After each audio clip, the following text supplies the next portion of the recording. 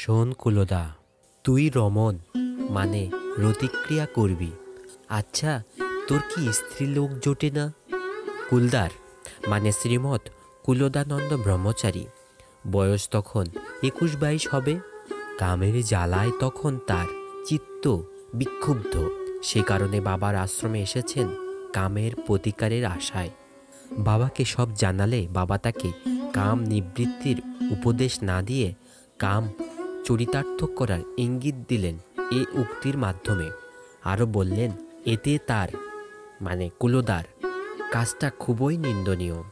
তার উত্তরে বাবা জানালেন, ওরে, জ্ঞানীরা নিন্দা করবে না, যদি করে তো মূর্খরাই করবে। মূর্খের নিন্দায় কি হয়? কি রহস্যময় না বাবার বচনভঙ্গি। বাবা বলতে চেয়েছেন কুলদার কর্মেই তার কাম নিবৃত্ত হবে।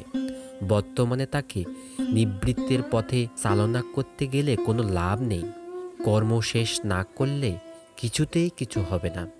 এখন বরং তিনি গিয়ে লেখাপড়া করুন, প্রারব্ধ শেষ করুন। ধর্ম করে অস্থির হলে চলবে না। ধর্মলাভ পরে হবে। আর জ্ঞানীর নিন্দা করবে না কেন? বাবা নিজেই তার কারণ এভাবে ব্যক্ত করেছেন। দেখ, 1.5 বছরের শিশু যখন দৌড়াতে শেখে তখন সে কিছুটা দৌড়ে দুরুম করে আছাড় খায়। আবার উঠে শিশুর অমন দৌড়ানো দেখে কোনো যুবক যদি হাসি বা ঠাট্টা করে তাহলে ওই যুবককে মূর্খ ছাড়া আর কি বলা যায়? ওই যুবকটি কি জানে না যে ওরকম কত ওঠাপড়া করেই তার ঠ্যাঙে জোর হয়েছে?